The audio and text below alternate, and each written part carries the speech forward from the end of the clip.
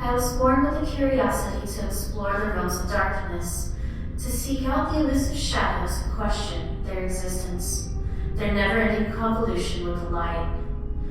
All things were born from this darkness.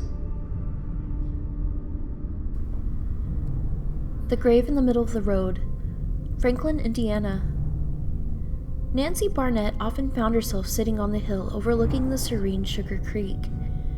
She spent so much time in her favorite spot, her family buried her there after her death on December 1st, 1831. The landscape was so beautiful that others decided to be buried there as well. The peace of the serene meadow was disturbed during the turn of the century, when the county decided they wanted to pave a road on site.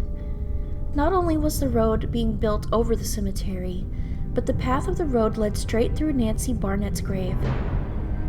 In 1905, the county began excavating and moving the graves in the vicinity, but as they approached Nancy's grave, they found that it was heavily protected by her armed grandson. No words were spoken between the workers and Nancy's grandson, but the look in his eyes said, "Over my dead body." Night and day, he silently watched over her grave, shotgun in hand, daring anyone to disturb her peace. The county eventually gave in and built the road around Nancy's grave. Thus, Indiana's strangest historical landmark was created, the grave in the middle of the road. As the road was being used more and more, the county feared that Nancy's grave would be damaged by such an increase in traffic. On August 8, 1912, Nancy's grave was covered in cement and a historical marker was placed on her grave to inform those curious about the large concrete mound in the middle of the road. The plaque read, quote, "Nancy Curlin Barnett, married to William Barnett, February 29, 1808. William Barnett was born September 27, 1786. He drowned in the Ohio River September 24, 1854. William was the great-great-great-grandson of Pocahontas and John Rolfe. Daniel Doty protected his grandmother's grave by staying at her graveside with his gun, while the county relocated this cemetery in order to build the road. A concrete slab was placed over the grave to protect the marker. August 8, 1912. Unquote. 23 years after his wife's death, William Barnett's life ended tragically. Barnett was traveling by boat down the Ohio River to close a business deal. He was paid in gold coins, but upon his return, an explosion rocked the boat, forcing Barnett to jump into the Ohio. He had filled every pocket with the gold coins, which would be his end. The coins weighed Barnett down, and he was unable to resurface for air and drowned in the Ohio River. Since William Barnett's tragic death, many passers-by have found gold coins sitting atop Nancy's gravestone. One can't help but wonder if William Barnett's spirit still visits her grave. Through the years, the teardrop-shaped gravesite lay still along the Sugar Creek, bearing witness to those passing by. A unique road sign warns drivers of Nancy's grave. It's so unique that one can't help but wonder if it's the only sign like it in the world. Although the sign is unique, it did little to thwart passing traffic from damaging the grave. Many accidents were reported at the gravesite, and farm equipment struggled getting through the narrow pass, oftentimes damaging the site and taking pieces of the burial mound with it. In 2016, after human remains were exposed after an accident, the county decided to widen the road and shorten the mound to keep people from causing further damage to the grave. They carefully exhumed Nancy's body, but was shocked when they discovered Nancy wasn't alone. 6 others were buried in the ground with Nancy, 4 of which were children. Were these relatives of the Barnett family? Did Nancy's grandson protect the sanctity of the entire graveyard? Or perhaps the grandson was so defensive of the grave because he was hiding something sinister. Along with Nancy's remains, a 200-year-old historical mystery had been uncovered. Since her death, people have witnessed the apparition of a woman sitting on the hill staring out over Sugar Creek. Whispering voices are heard late at night when all is silent, and cars have a bad habit of breaking down mysteriously at the sight of Nancy's grave. Tunnelton Tunnel, the Big Tunnel, Tunnelton, Indiana.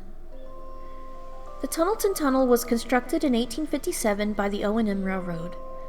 The tunnel significantly cut the travel from Fort Ritner to Tunnelton by 8 miles. The largest tunnel in Indiana, the Tunnelton Tunnel, also known as the Big Tunnel, stretched 1,750 feet in length, the equivalent of 6 football fields. In 1908, 27-year-old Henry Dixon was employed as a night watchman for the railroad.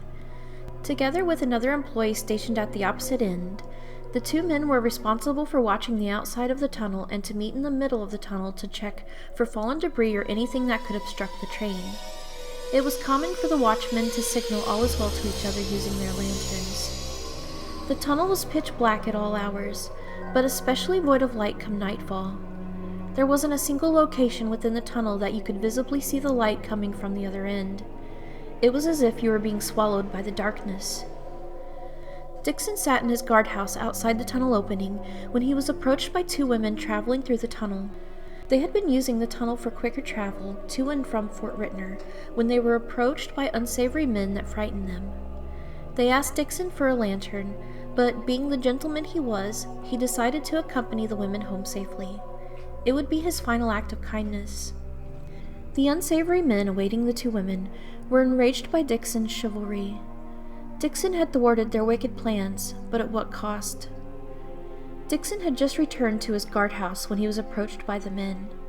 They threatened that if they ever caught Dixon in the tunnel, only one of them would make it out alive. The next morning, day watchman James Fields set out for the middle of the tunnel to meet with Dixon and relieve him from his shift. When Fields reached the midway of the tunnel and still hadn't seen Dixon's lantern, he felt something bad must have happened. He continued around the bend and saw the lit lantern standing upright next to the tracks. The darkness of the tunnel absorbed the tiny lantern's light, but a dark mound lying beside the lantern was lit just enough to see that it was a person. Dixon's dead body was found 300 feet away from the meetup point, lying motionless in the eerie light of the lantern. He had been hit in the head so hard that his brain was exposed. The first thought was that he didn't make it out of the tunnel in time, and the train had hit him. But his clothes weren't disheveled, and he wasn't lying in a position that seemed like he had been ran over. Furthermore, his injuries didn't match with those being mangled by a train. And why was his kerosene lantern sitting upright? All the signs pointed to one thing. Henry Dixon was murdered. Although 3 men were arrested, there was not enough evidence for a case and it went cold. The death of Henry Dixon remains unsolved and is still a mystery today. Many claim to see the light of a lantern swaying in the darkness when inside the tunnel. Could this be the ghost of Henry Dixon? Dixon's death came as such a shock to his family that it forced his sister-in-law into a premature birth. The infant boy was born with an exposed brain in the exact same spot that Henry Dixon suffered his fatal head injury. But more horrifying than that, the infant only lived for a few weeks, but in that time continually moaned and screamed the words, "Oh my God." While that settles in, an almost cursed history with the tunnel began since its construction. As the big tunnel was being built, bodies of the dead began falling from the earth above the laborers. The pockets of hollow ground held the final resting place of an unknown mass graveyard. Some believe they unearthed an Indian burial ground, while others suggested the corpses were from captured slaves trying to escape along the Underground Railroad. During the Civil War, watchmen, including Henry Dixon, were stationed at either end to survey and guard the tunnel. Their duties also included meeting in the middle of the tunnel to check for fallen debris before the trains came through. They were also stationed there for strategic defense against the Confederates and was a route along the Underground Railroad. The bodies could have also been those of fallen Civil War soldiers. During the train's inaugural run, its first passage through the tunnel, the train, carrying a flatbed car full of young women in white dresses, stalled midway through. Fiery ash and smoke was falling down upon them from the exhaust of the steam engine. Horrified onlookers watched as the women, now covered in black, rushed out of the tunnel, some crawling. They looked less like women and more like black figures running out of the tunnel's darkness. Although no deaths occurred during the incident, it gave a curse-like feel to the tunnel, and all who witnessed it said it disturbed them. Soon after construction was finished of the tunnel, a family in a buckboard wagon plunged from the steep cliffs of the Devil's Backbone, landing near the entrance of the tunnel. There were no survivors. The entire family, along with the horse, perished in that horrific accident. Since their deaths, people have often reported the sounds of screaming coming from the tunnel at night. The sounds of an injured horse, along with the wails of a crying woman, have also been heard. An almost identical accident happened in 1937 when 4 young men was driving near Big Tunnel. They lost control of the car and fell down the ravine. The car landed at the exact same spot where the buckboard wagon was found 80 years before. One of the passengers was thrown from the car where he lay unconscious on the tracks at the base of Big Tunnel. He was lucky a train hadn't come through before he was rescued. The other 3 passengers in the car lost their lives. There are many claims of being followed and hearing the footsteps of something walking along behind you. Many people claim to see phantom faces coming from the tunnel. Could the phantom faces be those of the 3 passengers who lost their lives? Maybe it's the ghost of a former slave, soldier, or a watchman. Indiana Stonehenge, Brown County, Nashville, Indiana. 928 feet above a densely covered trail lies one of the strangest geological finds in Indiana, the Stonehenge of Brown County. Those who are lucky enough to find the trailhead can follow a barely visible trail leading up through the woods to the summit of Browning Mountain. The ascent through the wooded path feels different than anywhere else in Brown County. Those whom have traveled the little-known trail have reported an eerie silence as they approach the summit. The usual sounds of birds and insects aren't heard, just the sound of the wind blowing through the trees and an eerie and inundating silence. Many have reported the feelings of being inside a vortex or a vacuum. High atop the summit lies a graveyard of old limestone. A ritual circle made from the limestone weighs tons. Some of the intricately cut slabs are larger than a car. The limestone is the only of its kind in the area, leading many to wonder how it had gotten there. The nearest limestone is found 90 miles away and far below the summit of Browning Mountain. The geometric slabs are placed in a similar manner as many of the Stonehenges around the world and lined up with the Earth's equinox. Long before the original colonists settled in New England, Native Americans were revering the site as an ancient and spiritual place. Descendants of Native Americans still use the sacred summit to hold rituals and mourn their dead. Sightings of a Native American have often been seen near the site. For those that have seen him, he appears no different than a living person. In one encounter, 2 friends were hiking up the steep hill when they began feeling uneasy, but they decided to press onward since they were so close to the summit. Near the top, they paused to read an etching in one of the limestone slabs. It read, quote, "Here lies John Barl, born 7/31/47, died 9/14/52, unquote. John was only 5 years old. What ill-fated circumstance led to the death of this small child, and why was he buried atop the summit? As the 2 friends pondered the inscription, a cold gust of wind rushed past them, causing both to turn. There, sitting on the edge of the ritual circle, was a Native American man. He was looking down and didn't appear to have noticed them. They called out, but he didn't indicate in any way that he had acknowledged them. He just kept looking down. Feeling even more on edge, the 2 decided they had had enough hiking for one day.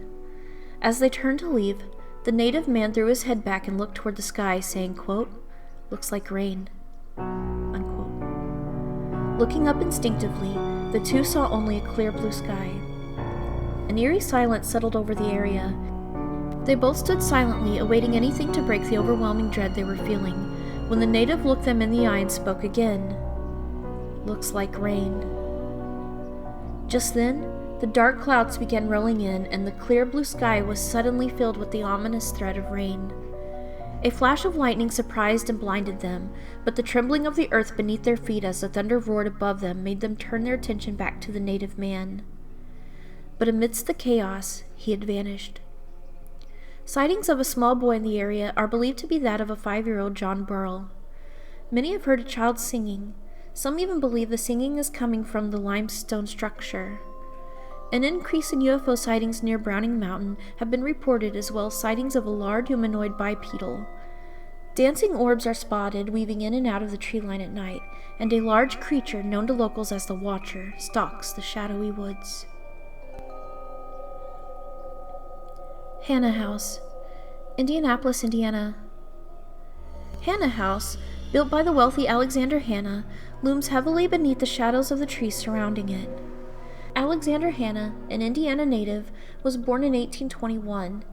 He set out for the California gold rush in 1850, and by 1858 was wealthy enough to buy 240 acres of land and build the 24-room, 6,000-square-foot Hannah House mansion. But it wasn't long before the start of the Civil War, and the Hannah House became a big part of the Underground Railroad.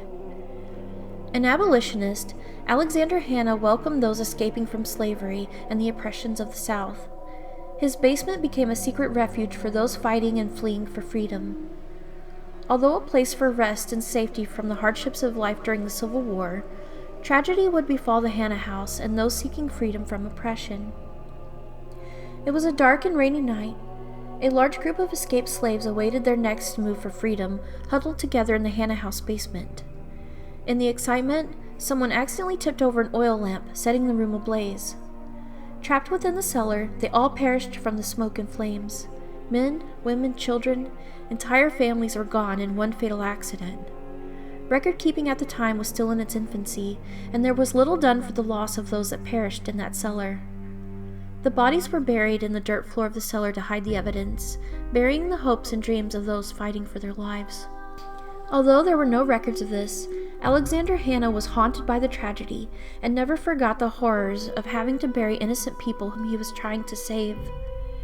He would pass down the story of the trauma that he endured during his first years in the house as a memoriam of those buried within its foundation. But the house refused to stay quiet. It started with a scream. At 51 years old, Alexander Hannah met the love of his life, Elizabeth Jackson, and they married in 1872. Together, they had hopes of starting a family and even added additional rooms to the house to accommodate multiple children.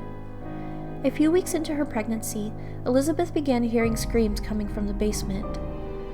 Alexander reassured her that it was just the pregnancy making her hear things, but he couldn't deny a horrifying thought that accompanied these episodes. Elizabeth began hearing the screams so often that it was becoming alarming, but he hadn't heard it once. He was beginning to believe that his wife was having a breakdown due to the pregnancy, but then it all became clear. He heard the scream. It sounded so far away, like it was coming from outside. As he went to investigate, the scream increased so intensely that it could have been right in front of his face, but there was no one in sight. Then it was silent. All he could hear was the rapid and forced beating of his racing heart. He believed Elizabeth, but it was too late. She had miscarried. The baby, Elizabeth Hannah, was stillborn on March 16, 1875. It was said in her grief, Elizabeth roamed the second-floor hallways near the bedroom where she birthed the already dead infant.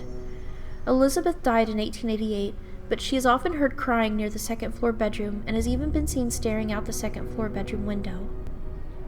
Haunted by the thought of the dead buried beneath his cellar, his stillborn infant, and his wife Elizabeth, Alexander Hannah spent the last 7 years of his life alone.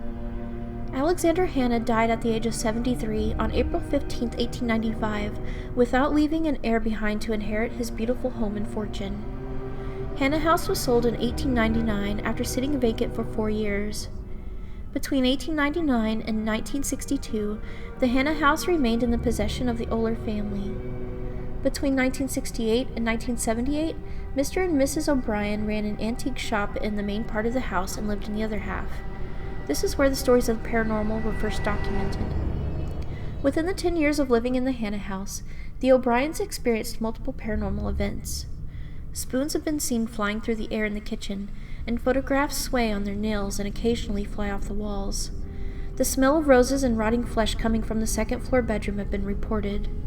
Mr. O'Brien watched as the door handle turned and the door to the bedroom swung open on its own. The sounds of disembodied voices are heard whispering from the darkness, as well as screams and moans coming from the basement. Loud footsteps are heard on the stairs, even though the stairs have long been carpeted. Mrs. O'Brien was working in the antique shop late one evening when she saw a well-dressed man ascend the stairs to the second floor. She called out, thinking it was a customer, but he continued upward. Mrs. O'Brien hastily walked up the stairs to guide the man back down to the shop, but upon reaching the top landing, she was horrified to find herself standing there all alone. The O'Briens vacated the Hannah House after 10 years of residency, but within those 10 years, the home became famous for its paranormal activity. In 1980, the Indianapolis Jaycees used the home for an annual haunted house attraction, but the staff hired to scare the patrons were terrorized by unnerving paranormal events similar to those experienced by the O'Briens. Doors and windows opened and closed on their own. Strange smells of flowers and decay were often reported, and disembodied voices were heard all over the property. One evening, the event coordinator and a friend were installing and testing a new radio transmitting throughout the mansion. They listened as the spooky sounds filled the halls, but then the transmission abruptly stopped and they were left in silence. Puzzled, the two men went to investigate the radio and found that the power switch had been physically switched to off when no one else was in the building. After a few minutes, the radio went silent, and the switch was once again set to off. This frightened the two men, as they were the only two in the room when the radio switched. In October of 1981, a local TV crew was filming a promotion for the Jaycees' annual haunted house. A cameraman stood in the dining room doorway, looking for the best angle to film, when he muttered that it would be pretty scary if the chandelier started moving on its own. As if in response, the chandelier began to swing. Fox Hollow Farm, Carmel, Indiana. He stood there, staring at the missing persons poster, wondering what happened to his dear friend Roger Goodlett. Thoughts of the times they had shared together played intrusively in his mind. He was abruptly brought back to reality when the bartender asked him what he'd like to drink. As he awaited the return of the bartender, he noticed a man sitting across the bar glaring at Roger's missing persons poster, but the intensity by which he stared made him uneasy. The more he watched the man, the more he realized that the man knew where Roger was, or had something to do with his disappearance. He had to get closer to learn the truth. In a brave effort to find his friend, he introduced himself to the man across the bar. His efforts had worked, and by the end of the night, he had been invited to a night out with the tall, lanky stranger. As they drove 20 miles north of Indianapolis, the lights of the city faded, and the eerie solitude of the outskirts sent a chill down his spine. He couldn't help but think of Roger. After 20 minutes of intense and awkward silence, the two men arrived at Fox Hollow Farm. Once inside, he was led through a moonlit mansion, passing through many rooms until finally reaching and descending the basement stairs. Upon first thought, the basement was impressive. There was an elaborate wet bar and a full indoor swimming pool. He found himself overcome by a sinking feeling in his chest. Looking around, he was horrified to see that the room was filled with mannequins. The mannequins were dressed as if they were attending a party and were posed in all manner of ways. As if in acknowledgement, the stranger whispered in his ear, "I get lonely down here. They give me company." There was no doubt that whatever happened to Roger, this man was involved. The stranger, who introduced himself as Brian Smart, offered him a drink but tightened his lips and fists in anger when he refused. Realizing his life was in danger, he decided to go along with whatever games Brian Smart wanted to play. It was a decision that would save his life. Little did he know, he was in the home of serial killer Herb Baumeister, the I-70 Strangler, aka Brian Smart. Between 1980 and 1996, gay men were disappearing in and around Indianapolis, Indiana. Frantic mothers were calling the police, desperate for the return of their missing sons. By 1992, the police had realized they were dealing with a serial killer. At least 12 men were found strangled and disposed of along the I-70 interstate. Investigators had little to go on until a brave man came forward with an unbelievable story. He had told investigators that he knew who was responsible for the death of his good friend, Roger Goodlett. Goodlett had gone missing July 22, 1994, and was last seen frequenting gay bars in Indianapolis. The informant then shared the horrifying story of how he survived a night with Brian Smart. He told them about the mannequins dressed in party attire and posed around the poolside. He also told them of Brian Smart's asphyxiation obsession, and that the two engaged in autoerotic asphyxiation. The informant tried to play along with Brian Smart's sick fantasies. Smart had told the informant that it was a rush to see the eyes bulge, the lips crack and turn purple.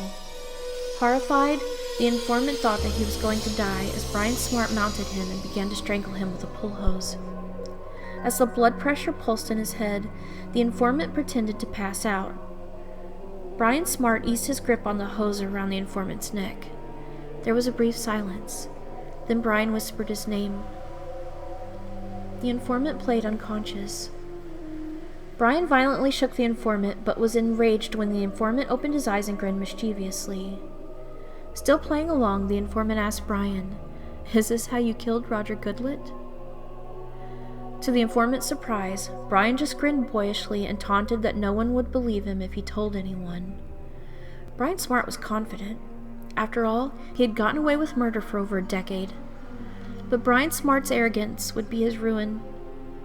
For whatever reason, Brian Smart, aka Herb Baumeister, drove the informant back to Indianapolis saying, quote, "Hey, you're a good sport. You really know how to play," unquote. The informant immediately went to the police, but since the informant couldn't tell the authorities the address, the case once again went cold. On the night of August 29, 1995, the informant was at the Varsity Lounge gay bar when Brian Smart showed up. The informant secretly wrote down the license plate number of the car Brian was driving and turned it in to the police. Investigators were shocked to find that the car was not registered to a Brian Smart. It belonged to businessman Herb Baumeister.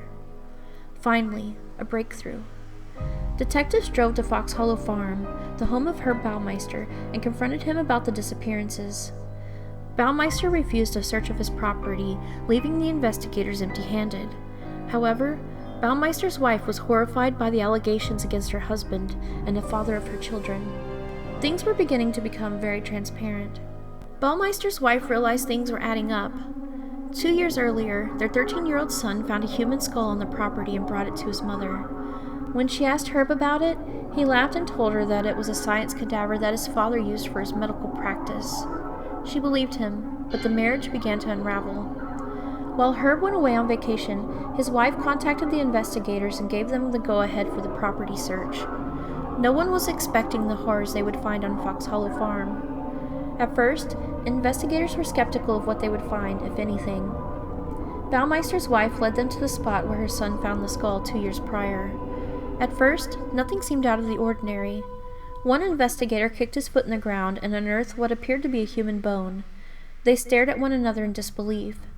As they looked around them, they realized they were standing on tiny fragments of bone. They began marking and collecting the specimens for identification, and within a few days had collected over 5,500 bones. All in all, 11 bodies were found littered across the backyard where the Baumeister's 3 children played. Within Baumeister's home, they discovered an indoor pool surrounded by posed and dressed mannequins, just as the informant had said. They also found a hidden video camera, but no tapes were ever found. Still on vacation, Baumeister somehow learned that the authorities had uncovered remains on his property and fled to Canada. On the night of July 2, 1996, a Canadian trooper approached a man sleeping in his car under a bridge. The man exclaimed that he was a tourist and had just stopped to get some rest. The trooper thought it was strange that the back seat was filled with home video VHS tapes, but thought the man seemed harmless. That man was serial killer Herb Baumeister, and the tapes in the back of his car are widely believed to contain the horrifying deaths of his victims. The next day, Herb Baumeister drove to Pinery Provincial Park in Ontario, Canada. Along the windswept dunes of Lake Huron, Herb Baumeister collected dead birds and dug himself a sand altar. He then took a .357 Magnum and shot himself in the head. When he was discovered 8 days later, he was found with his arms outstretched on a sand altar with a bullet wound to the head and surrounded by dead birds. The videotapes were nowhere to be found, but a 3-page suicide letter lay beside the body. Within it contained apologies for messing up the park and mentions of his failing business and marriage as a reason for taking his life, but nowhere in the letter was any mention of the bodies found at Fox Hollow Farm, making it impossible to know the exact number of victims Baumeister killed. It is believed that Baumeister began killing in the early 80s and disposed of the bodies along I-70. The I-70 killings abruptly stopped around the same time Baumeister purchased Fox Hollow Farms, but gay men were still turning up missing. That's because Baumeister began disposing of the bodies around his isolated property, confident he wouldn't get caught. After the gruesome discovery on Fox Hollow Farm, it was concluded that the men were strangled and killed in the same manner as the I-70 killings. The disappearances of men around the Indianapolis area stopped when Herb Baumeister killed himself, but the darkness of the past loomed heavily over Fox Hollow Farm. The 18 acres that held the remains of at least 11 men sat abandoned until 2009 when it was purchased by the Graves family. The sprawling green yard showed no indication that it was once the site of multiple horrific murders that happened 13 years earlier. When the Graves first moved in, they realized something was wrong with the house. The magnificent estate was being offered at a fraction of the price of the homes around it, and yet it was far larger and had been on the market for over a decade. When they asked the realtor why it was so cheap, the realtor confessed to Fox Hollow Farm's dark history. Despite the horrific things that happened there, the Graves decided to buy it. Vicki Graves was unpacking her car when she spotted a young man in a red shirt near the tree line. In the same spot, many of Baumeister's victims were found. Although startling, the Graves figured that living in a morbid home might attract curious people to the property. As she went to confront the man, he disappeared. Shortly after the Graves moved in, they rented out the apartment on the property to their friend Joe and his dog. Every night, Joe took his dog for a walk along the driveway. One night, Joe's dog began exhibiting signs of fear. As he scanned the area his dog was looking, he saw a young man at the edge of the tree line. He was wearing a red shirt. The dog took off running toward the man, and Joe followed close behind. Joe watched as the man disappeared. As they reached the spot the man was standing, the only thing they saw was an exposed human femur laying perfectly atop a bed of leaves, as if it had been placed there for Joe to find. The police were called in to collect the bone and warned Joe and the Graveses that they may uncover many more bones on their property. One night, Joe was watching television when he suddenly heard a knock. Thinking it was the Graveses, he got up to answer the door. When he opened it, there was no one there. Disturbed and on edge, Joe sat back down and tried to contemplate what just happened when another knock came from the door. Then another. The knocking became violent. Joe opened the door again to see that once again no one was there. But the door knocker was lifted into an upright position, sticking perfectly out as if someone was holding it. Then it slammed suddenly into the door. Joe ran back in and locked the door. The knocking grew louder and louder until the door exploded open and slammed into the wall. Joe ran out of the house in terror.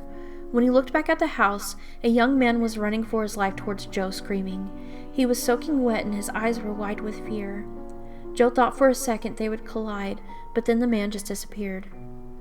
Fox Hollow Farm is haunted by its dark history. Many believe that when Herb Baumeister took his own life, he took with him the chance of bringing closure to those whose lives were tragically taken and of the families they left behind.